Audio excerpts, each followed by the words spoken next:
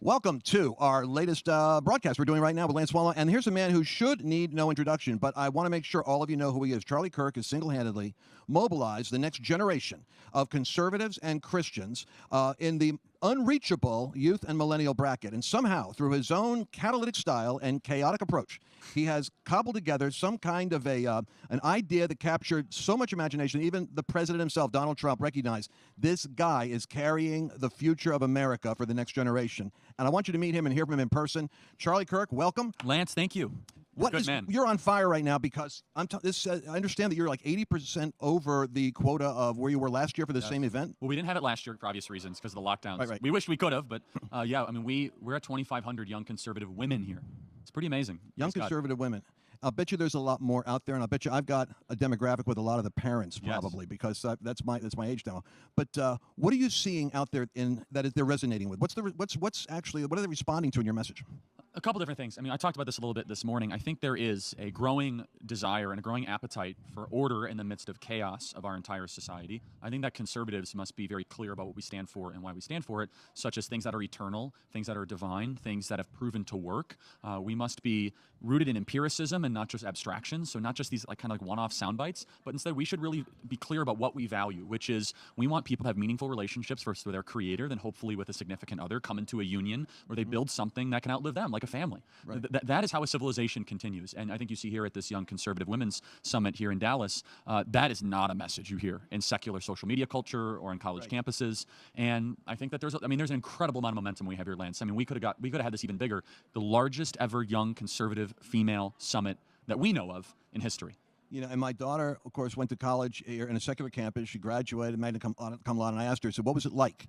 She said, it was a daily battle against indoctrination and a choice as to how you picked your battles if you wanted to have an existence. I mean, where is what's happening now that people out there don't understand about college campuses and education itself? Yeah, college is tough right now just because we really don't know because they've been so locked down. And I did a campus tour this last spring and some of the campuses didn't allow me. The fight that I'm really focused on, honestly, is this mandatory vaccination fight when it comes to colleges and how these parents are putting up with this. I don't get it. Right. I mean, for example, University of Notre Dame, they just came out, they said 93% of their student body has been vaccinated. That's a higher vaccination rate than the CDC and the NIH.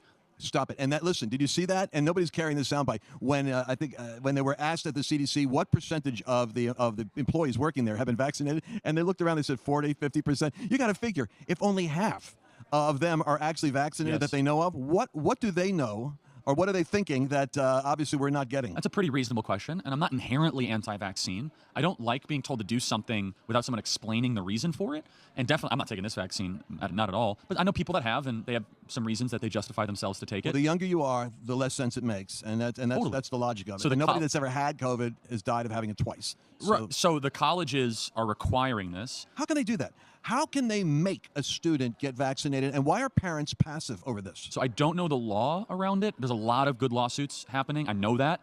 I do know that parents, quite honestly, are okay with it, which is bizarre, and it's stunning to me. I mean, no donor should ever give money to a university or send your kid to the university for mandatory vaccinations. It's such an easy thing. So anyway, that was just, I'm not sure if you were anticipating me kind of going in that direction, but that's kind of a front and center thing right now. But let's go to something else you're doing, because it goes down to the school board. So it's not just the colleges, because the colleges is almost like the institutional Seven Mountain stuff. We let the ball got out of our control, but now it's trying to take territory K through 12. But you're doing something very mischievous. I hear that you are just popping up at school board meetings. This is extremely mischievous. Is this what you're doing? Yes. It's been a lot of fun. So I popped up randomly at the Chandler Unified School District a couple nights ago. And look, I'm not a guy that complains about something I'm trying to do about it. I can't stand that. I can't stand this kind of spectator political culture that's been kind of created. Like, oh, here's everything wrong. And, America's going into decline. I try to practice what we preach. Don't always do that. But I try my best. And the school board thing, I've been kind of ranting about it for the last couple months. Got married, took some time off, which I was very happy about. And I said, right when I get back, I'm going to do this thing. And so I'm going to be going to school boards all across the summer. I'm just going to be showing up. And if they have me, then great. And if they have some problem with it, then they're going to have to explain to me why. But it's a random showing, so they never know. They never know. So any school board at any time, I hope you guys are listening, you might have me testify there. But the parents need to get involved is the point. And in South Lake here, we've seen something historic happen where they were mobilized. Parents that got informed showed up, and suddenly you're seeing school boards getting flipped over. You're seeing county commission offices being changed, mayors being changed. I think a grassroots mobilization is coming out of the frustration with the election experience November 3rd.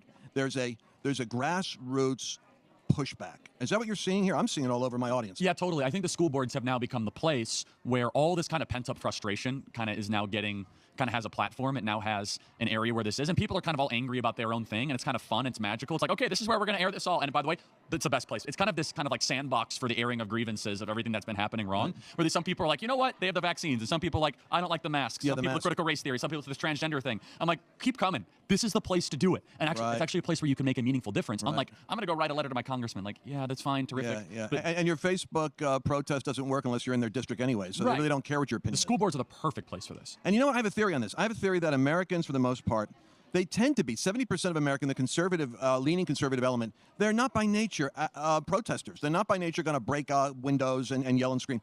So it takes a lot to get them to be activists. But if you touch their children, you touch little Tommy or Susie, and they're suddenly realizing, Mama is realizing you're threatening my children. That's right. The more that we carry the argument to the mothers that they're propagandizing your son and your daughter, they're messing with your baby, that's where you're going to see this the soccer moms become like commandos at Normandy. They're suddenly showing up with... Well, no, that's the maternal instinct that needs to kick in. And, I mean, we need mothers to now defend their nation and defend the values they care about like they would their own home and their child, because their child is being propagandized. And if you're a mother out there and your kid is being taught that there's something wrong with their existence because of the melanin content in their skin, here's a general rule of thumb. It is evil to judge people based on something they can't control. Right. For example, if there was someone that was handicapped here, we're like, oh, you know, they can't control that. So that's a general moral principle that built the West. My God. It's crazy. Imagine shaming a child, a 7-year-old, 8-year-old, 9-year-old, 10-year-old, because they have blue eyes or brown eyes or blonde hair. Well, that's what's happening. Well, that's exactly. And we just haven't figured out how to frame the outrage of the week so that it's like, are you aware of this? Because I still think there's a certain amount of America that's going, what are they doing? It's like, well, no, it's almost so evil and insidious. Yeah, people dismiss it at face value. Like, oh, no, it can't be that bad. This has got to be some SNL prank. No, it actually is that bad. No, that bad. This is Nathan Bedford Forrest, John C. Calhoun, Nicole Hannah-Jones. All three of them have 3 names. And they're all they all taught the same thing. John C. Calhoun repopularized slavery in the 1820s. Nathan Bedford Forrest started the KKK. Nicole Hannah-Jones runs the 1619 Project. All of them think skin color matters. If you think skin color matters, you're a racist. Well, you know what? Let me tell you something right now. Those of you that are watching this, I want to make sure that you're able to keep track with Charlie, because you can hear these wild ideas every day. Tell us about your podcast and your radio. How do they keep in touch with you? They are wild, and they're fun, entertaining, and true. They can check out the Charlie Kirk Show podcast. Every phone out there has a podcast app, so if they take it out, type in Charlie Kirk Show, hit subscribe. You've been a guest on our podcast. Indeed, I have. And you will be again. We might re-air this on our podcast for all we know. I think so. If you'll allow us to. Absolutely. Oh, absolutely. Well, there we go. Since I started hanging out with you, my reputation went down the toilet. There you go. Well... And that's setting us up for the next conversation I want to have, which is how we can expand the number of people that are scandalized by association with you. Because I'm frustrated with the response of the church in general. Oh, this is my pet peeve. And a lot of it is like people of faith, you would think that they would identify with these issues. But for the most part, there's like a massive disconnect. And I don't know how to describe it. I have to say this. I know we're up against a hard break. I know. I got this text message. You're like, Charlie, you're trending on Twitter. I said, you know what? It feels the same as when I didn't know I was trending on Twitter. I deleted Twitter from my phone. People say, oh, yeah, these pastors are coming after you. I said, really? They've never called me. And meaning I don't really care what people say about me or what they do. I care about people I care about say about me, like my wife or my close friends or my coworkers. Yeah. And so this idea of like, oh, you're going to have such reputational damage. I'm like, really? You can live a free life and a full life if you just tell the truth. Absolutely. Besides, I'm telling you, I'm going to predict something, that the pastors that are trying to defend the transgender agenda, the racial stigmatizing and division of society, the open borders that are producing a landmass invasion of the country, pastors are going to find themselves getting a pushback from their own people. I hope so. I believe it. I believe there's like pastor disaster out there is setting himself up for a problem. We're going to be coming back in a moment with more with Charlie Kirk, because we're just scratching the surface on these subjects right now. I wanted to move on to another important affiliation that you may or may not be aware of with Turning Point USA or TPUSA Faith and the 7 Mountain Mandate. Okay, so I know that the Longs have talked about this as 3 years ago, and other people have mentioned it. But there's something on here I'm going to talk about in a few minutes that I really don't relish talking about. But if I don't say something, I'm going to be biased, and it would be unfair for me not to say something. So I'll get to that in just a minute. But Truth and Liberty is the website that we're on right now.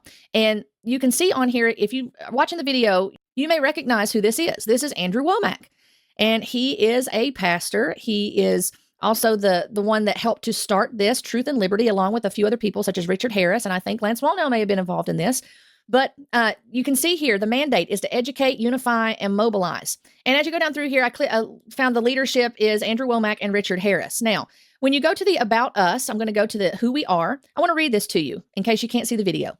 It says, Truth and Liberty Foundation educates, unifies, and mobilizes believers in Jesus Christ to effect the reformation of nations through the 7 mountains of cultural influence. Founded by Andrew Womack and other Christian leaders, we engage in various initiatives to educate, encourage, train, and connect believers to stand for truth in the public square. Our activities include television and web-based broadcasts, meetings and events, articles, blogs, and media engagement, civic mobilization, creating and connecting people to resources, and work to unify and foster strategic collaboration. And so they, again, are using the engage in the public square. They don't say ecclesia, but I think that would probably be what they're referencing. We see a church unengaged in the public square. And again, I'm not against Christians being a part of the areas of society and going in, but this is going beyond that. This is a doctrine that's been created. The cultural influence. See, they list them here. Religion and faith, family, education, government and law, science and technology, arts and media, business and economics. And they have them separated 1, 2, 3, 4, 5, 6, and 7 mountains of influence. Let's talk about the leadership for a few minutes. You'll see on here the main leadership, Andrew Womack. David Barton is someone that I have been looking into. I've heard some things about him and his affiliations with even Turning Point USA. So that might be for another time, Lord willing. But look, and Lance Wallnau is listed on here as the leadership, one of the main leaders. So he would appear to be some of the main church leaders that helped to form this. He's a board member, Truth and Liberty board member. Now, I wanted to show you some allies here too. So you're going to see quite a few people listed here, organizations, should I say, that are listed here. And so you're going to see this one, for example, Flashpoint. Now, I'm going to throw some screenshots up here as well to show you that TPUSA and Charlie Kirk had strong affiliations and associations with Flashpoint, and Flashpoint is owned by Kenneth Copeland Ministries. This seems problematic. Again, because you're partnering with people that are false teachers. They're not Christian. They're word of faith. They teach word of faith doctrine. Andrew Womack teaches word of faith doctrine. He is a false teacher. He is not someone, and unfortunately, Charlie Kirk has sat on the platform with Andrew Womack and had conversations with him and endorsed him as a solid Bible teacher. This is problematic. And I know that some people will get upset saying that, but it is what it is. These people teach false doctrine. Word of faith is false teaching. They teach little God's doctrine. They teach that Jesus went to hell and that he was born again. As far as that's concerned, that he was a born again man that defeated death. They teach things that are akin to New Thought, law of attraction type things, very similar in their belief systems of the power of your words, that you can do exactly what God did. And again, that's where the little God's doctrine feeds in. There's quite a bit in the word of faith that is very problematic, very unbiblical, and it does not agree with Scripture. And this is why we need to be aware of these things, and we should not be partnering with these people. We should not be giving them the right hand of fellowship, and we should not be partnering with these people. This is creating false unity. It's false unity. But I wanted to get to some of the areas here, again, some more of the allies that they're listing, just to show you. As I'm going through here, you can see them on the screen if you're watching. But there's one I'm going to come to right now. So Turning Point USA Faith and Turning Point USA are listed. Torben Sondergaard's on here. My goodness. There's several that we can see. There's there's a whole list that they have here, 8 pages worth. But I wanted to show you this. Their associations with Andrew Womack and Truth and Liberty. And we also know that Charlie Kirk spoke at Charis Bible College. That was founded by Andrew Womack. So I think this is worth pointing out. Here's the last part that I want to get to today. And there's an area on the Truth and Liberty website, as I was going through and just looking, I came across some things that concerned me. And so beyond or in addition to what I'd already seen that concerned me, as far as the allies and the partners and the leaders that are involved with forming Truth and Liberty, and knowing that it's undergirded by the 7 Mountain Mandate, which is very much a facet of the New Apostolic Reformation, because of the beliefs of restoring apostles and prophets, and that they need to go and to conquer these 7 mountains of influence, and the beliefs in that, as we've already talked about. But I wanted to go to the partner bios and show you some things. So there, you see this section here where they have featured strategic partners. Glenn Beck is one of their partners. Mike Huckabee is one of their partners. Some of this stuff makes me very sad to see this, but this is what made me even more sad. And I know that this is going to be a touchy thing for people, and I'm not trying to throw stones, and I'm not trying to cause problems. This is on the website. What my concern is that I believe this causes confusion when you're about to see people that are partnered up with Truth and Liberty, which again, Andrew Womack is one of the main faces of Truth and Liberty. And then you see on there the 7 Mountain Mandate, and you see other people. I'm going to show you there's false teachers and false prophets that are associated with this, along with people that are well respected. And it would be biased for me to not say anything. So I'm going to just point them out. And I'm not saying that tar, feather, we need to get extreme in this and, say that they're not brothers and sisters in Christ. What I am saying, because many of them that are on here, they have taught solid biblical teaching. But I am concerned, personally, I am concerned because I think it causes confusion to fellow believers. It's false unity. And I don't know what their understanding is of the Seven Mountain Mandate, and that they understand that this is really problematic. This is not just believers team. You have false unity. You have Glenn Beck is a Mormon, for one thing, as I've talked about. So let's look at this. A Seventh-day Adventist. Ben Carson's a Seventh-day Adventist. So we can't just say, oh, these are Christians coming together. Nope, that's not the case. But we have it under the guise of Seven Mountain. So I'm just going to point out some people that I recognize on here, for example. So Allie Beth Stuckey is partnered with Truth and Liberty. Is she aware of the concerns with this? I don't know, but I think it's worth pointing out. Alan Parr is another one. Now, I'm going through, there's a long list, and I'm going through and just touching on the ones that I recognize. But Bobby Conner is another one. He's listed as a pastor. But if you know anything about Bobby Conner, he was one of the Kansas City prophets, and there are things that he's taught and said that are very problematic and unbiblical. So he's partnered with this, alongside other people that we are recognizing as being reputable. You have Cindy Jacobs, that's part of it. Right above is Chris Reed, who is a false prophet. You have Shayon, who considers himself an apostle, not just a pastor, but an apostle, who oversees, he is the protege of C. Peter Wagner. He is a spiritual son, quote unquote spiritual son, as is Cindy Jacobs of C. Peter Wagner, as is Chuck Pierce. And he believes himself to be an apostle who oversees tens of thousands of churches in his apostolic network. And he has taken over where Peter Wagner left off when he passed away. So he's taken over much of what Peter Wagner did. Right next to Charlie Kirk, who is partnered or was partnered with Truth and Liberty. TPUSA still is. TPUSA Faith still is. You have Gene Bailey over here, which Gene Bailey is the host of Flashpoint, which is associated with Kenneth Copeland Ministries. You have Jonathan Kahn on here, who's partnered with it. John Hagee is partnered with this. Now, this makes me sad too. Ken Ham, who is the founder and CEO of Answers in Genesis. He's the one that helped with the Creation Museum and Noah's Ark. I mean, he's partnered up with this. You have Chris Valentin. Why he's on here twice, I don't know. But he's partnered up with Truth and Liberty. He's on the same page as Ken Ham.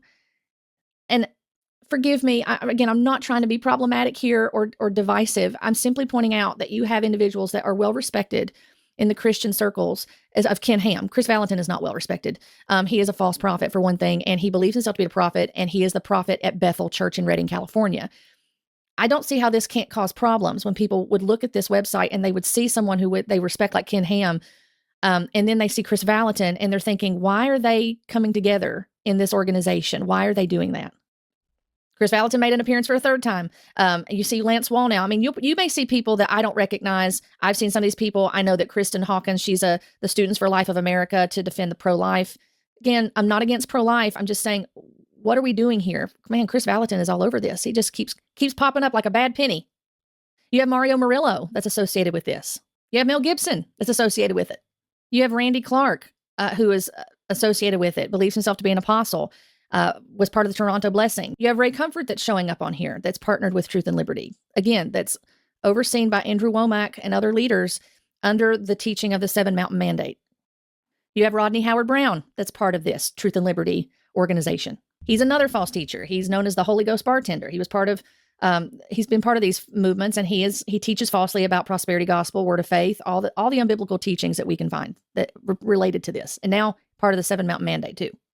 You have Sean Foyt that's part of this. You have Sean McDowell that's part of this. I mean, there's a lot of people on there. Many of them I didn't recognize, but like I said, I pointed out the ones that I did recognize that are pertaining to the New Apostolic Reformation or Word of Faith, and also pertaining to, I'm not trying to say Ken Ham is NAR, Allie Beth is NAR.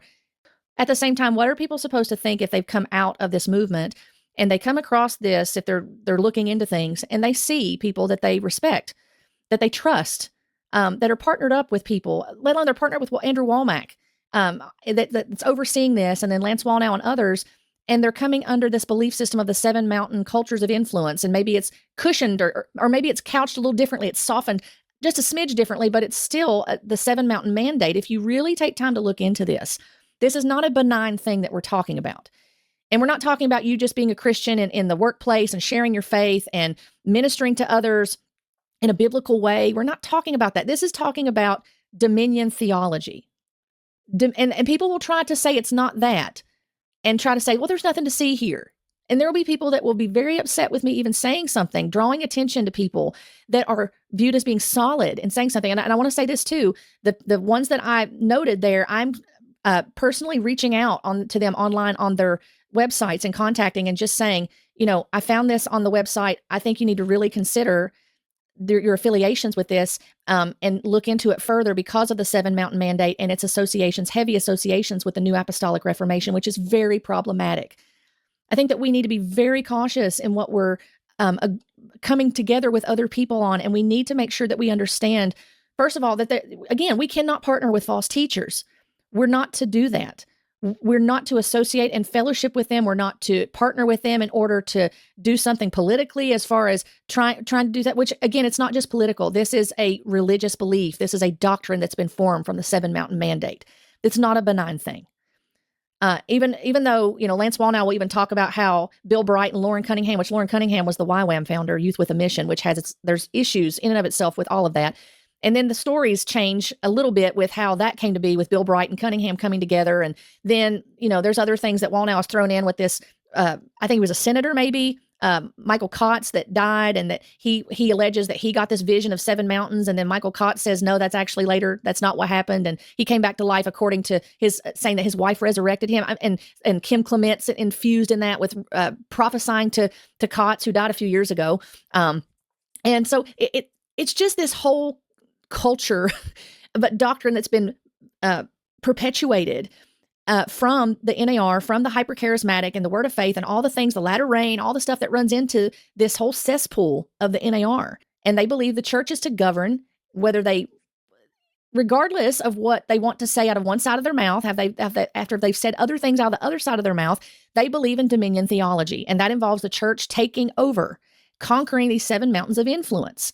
And now there are people that, even if they have good intentions, maybe they have the most sincere intentions and they want to see people come to saving faith in Christ, and they want to see people understand the truth about the moral issues in our culture, such as abortion, such as marriage, such as identity as far as sex and gender. I understand that. But we also have to be mindful of who we're partnering with and who we're unifying, and that we could be coming in agreement with people who are blatant false teachers and blatant false teaching that does not lead back to the truth of God's word. But I'll tell you, finally, we have a president that understands the seven mountains of cultural influence.